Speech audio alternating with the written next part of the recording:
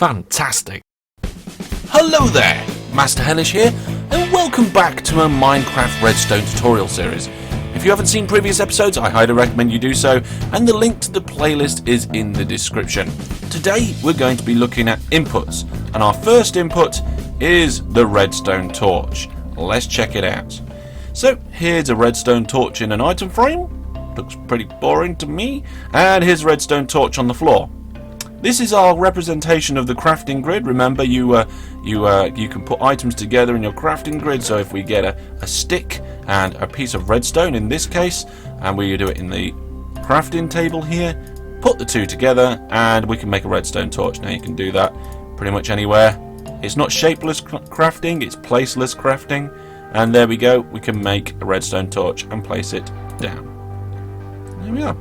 Right, so redstone torch is an input, and that means it inputs a signal into a circuit. So here, the redstone torch is outputting a redstone signal into this circuit. So it is an input, and the input outputs a signal. That's you've just got to deal with that, okay? This particular signal is signal strength 15 out of a redstone torch, but more on that later. Different components do different strengths. So for now, we'll just see that 1, 2, 3, 4, 5, 6, 7, 8, 9, 10, 11, 12, 13, 14, and 15. You can see that the dust particles are still being given off here, and it is still lighter than the dust here, which is not activated. So we have activated redstone torch and non-activated, up to level 15 from a redstone torch. Now, before we go any further into this tutorial, we have an important thing to talk about, and this is denoted by a fat line here in the green line.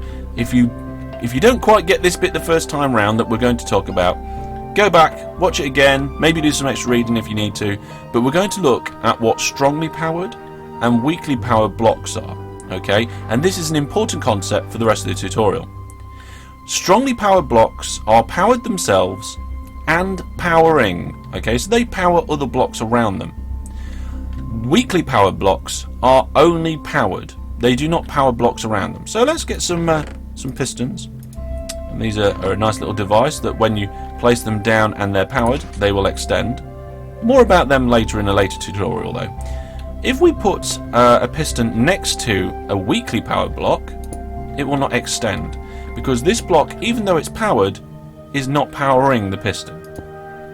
Whereas, if we put a piston next to a strongly powered block, it extends. And that is because this strongly powered block is powered itself, and it's powering adjacent blocks as well. And that's how it works, it's adjacent things. Let's have a look at that in a different way, okay? Here we've got some lamps. Again, more about lamps later on. When lamps are activated, they're lit, so they're a good thing to use. This is when they're not lit, and if we use a redstone torch to make that one, that's them lit, okay? Not active, active. Not lit, lit.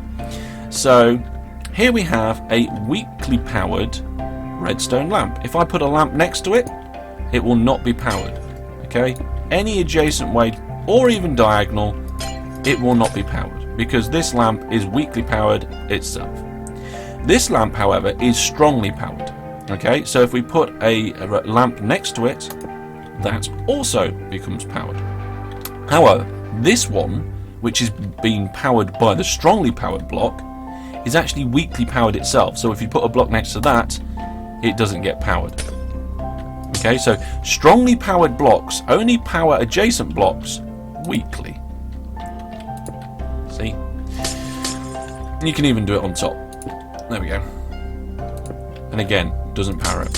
So you can see that any adjacent block to that strongly powered block is powered. You get this kind of shape.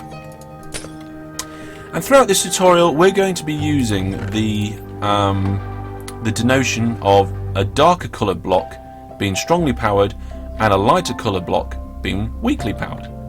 So if you don't quite understand strongly and weakly powered, watch that bit again. If you don't quite get it, maybe look on the wiki, see if you can get a bit more from that. But we're just going to finish off the rest of the redstone torch tutorial, and we're going to look at the torch itself. So here is a redstone torch on a block. The block itself is not powered that it's connected to, but the blocks around it are. Okay, now in the middle, at the top, can see, if I just take these bits of glass out here, this piece of glass is dark, and that block up there is being strongly powered. Blocks directly adjacent to the redstone torch here are being weakly powered by the torch. The block above is being strongly powered by the torch, and adjacent blocks to that block are also being weakly powered. So this is the total effect of a redstone torch that's placed on a ground surface. If we look at a torch which is placed on a wall, you can see the wall here is not powered at all.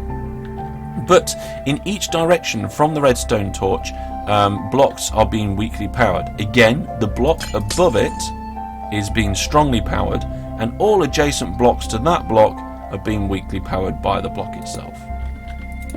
Okay. Another thing about redstone torches is the block that they're connected to is important as well. For example, you see these two redstone torches here are both connected to a block in different ways. If you power a block which a redstone torch is on, that redstone torch will turn off. So there we go. I used a redstone torch to power this circuit. That circuit powered these two blocks, and now they've turned off. They invert. Okay? If you take the power away from the block, they turn back on again. And there we go, folks. That is redstone torches and strongly and weakly powered. Hope you enjoyed the episode. If you've got any thoughts, ideas or questions, pop them down in the comments below. And if you want to play around with any of this, the link to the download will also be in the description of this video. Thank you very much for watching. Take care. Goodbye.